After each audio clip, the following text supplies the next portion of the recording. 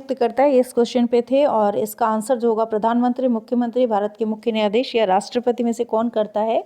तो जो right answer हो जाएगा वो हो जाएगा राष्ट्रपति। ठीक है, तो राज्यपाल को कौन नियुक्त करता है, राष्ट्रपति। प्रधानमंत्री का चुनाव कौन करता है, मंत्रियों की परिषद, मुख्यमंत्री, सांसद या सांसद और विधायक। तो जो आपका राइट आंसर है वो है आपका सांसद। नेक्स्ट क्वेश्चन की तरफ चलते हैं और 90 तक हम लोग क्वेश्चन को देखेंगे आज। निम्नलिखित में से किसने, तो इस जो ईयर मैं करा रही हूँ इसका आपका 90 क्वेश्चन, जो 60 क्वेश्चन ओवरऑल आते हैं वो हो जाएंगे 60 नंबर के। फिर नेक्स्ट ईयर पे चलेंगे और इसी तरीके से हमारा कंप्लीट होने वाला है, उसको देख लेंगे पूरा। टैग वर्ड्स भी आपके साथ डिस्कस करना है जो कि बहुत इंपॉर्टेंट रोल प्ले करेगा आपके एग्जामिनेशन में। ठीक है, तो निम्नलिखित में से किसको भारत का पहला नागरिक कहा जाता है, भारत के मुख्य न्यायाधीश को, गृहमंत्री, राष्ट्रपति या प्रधानमंत्री। तो देखिए जो आपका राष्ट्रपति होता है उसको भारत का पहला नागरिक कहा जाता है। नेक्स्ट क्वेश्चन देखते हैं, निम्नलिखित में से किसको भारत में राज्य का पहला नागरिक कहा जाता है। देखिए अब वही चीज़ है, भारत में राज्य का, ठीक है, चेंज है क्वेश्चन।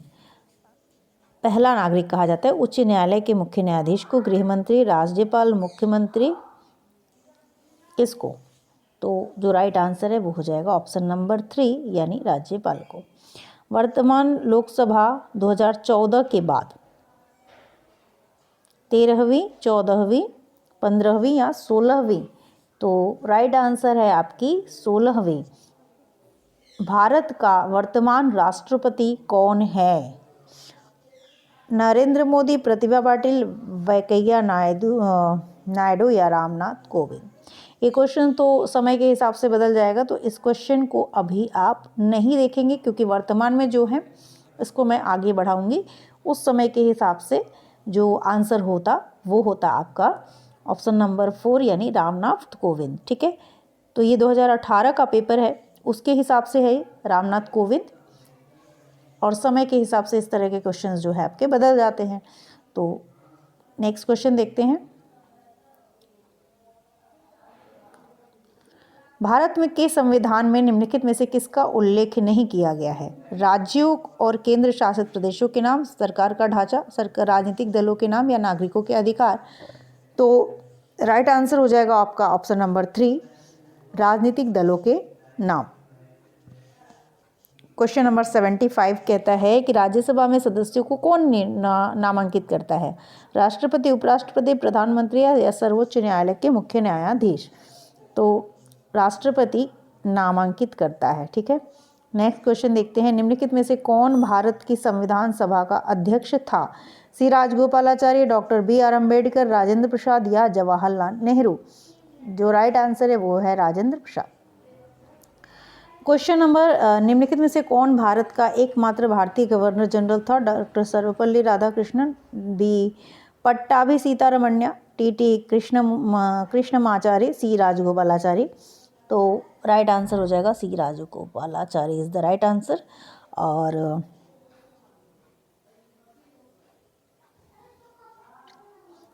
भारत का संविधान कब अपनाया गया था, इसका राइट आंसर 15 अगस्त 1947 या 26 नवंबर 1947 या 26 नवंबर 1949 या 26 जनवरी 1950।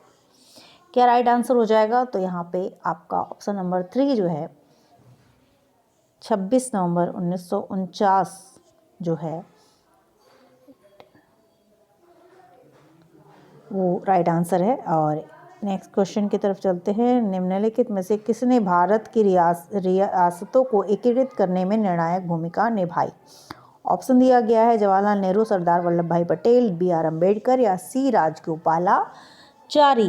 राइट आंसर हो जाएगा आपका ऑप्शन नंबर 2 सरदार वल्लभ भाई पटेल।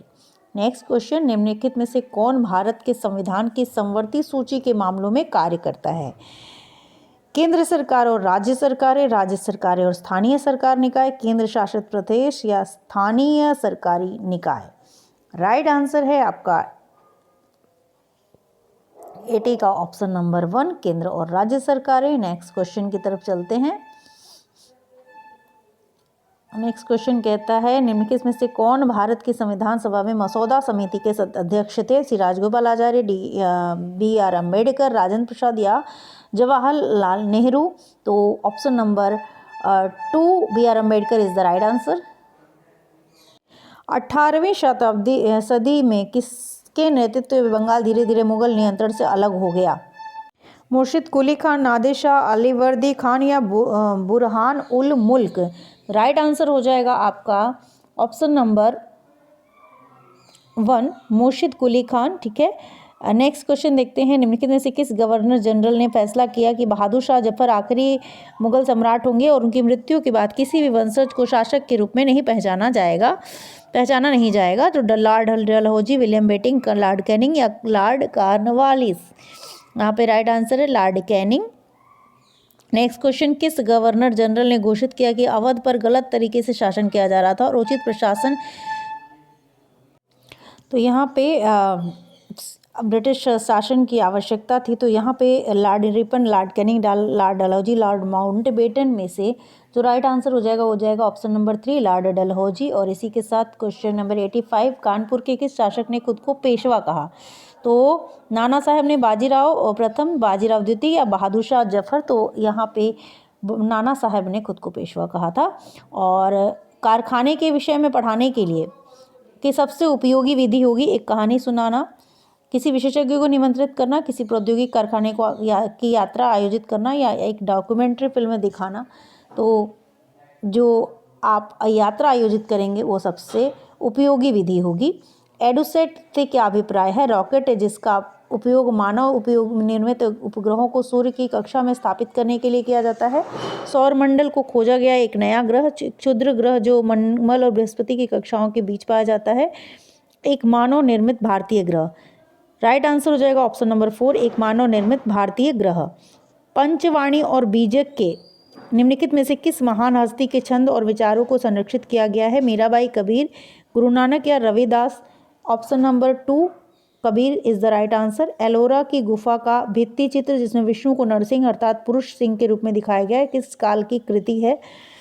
जो राइट आंसर होगा वो हो जाएगा ऑप्शन नंबर 2 राष्ट्रकूट काल। और 90 आज का आखिरी क्वेश्चन सोशल साइंस का 2018 का, निम्नलिखित में से कौन सा संगठन उपनिषद में आस्था रखता है? ब्रह्म समाज, रामकृष्ण मिशन, सत्यशोधक समाज या सेवा समाज? आप इस क्वेश्चन का आंसर खुद कमेंट बॉक्स में ज़रूर लिखिएगा। नेक्स्ट वीडियो में आपको इसका आंसर मिल जाएगा। ठीक है, और मेरी तरफ से आपको जो आंसर है वो ब्रह्म समाज इज़ द राइट आंसर। चलिए नेक्स्ट वीडियो में मिलते हैं। तब तक के लिए थैंक यू।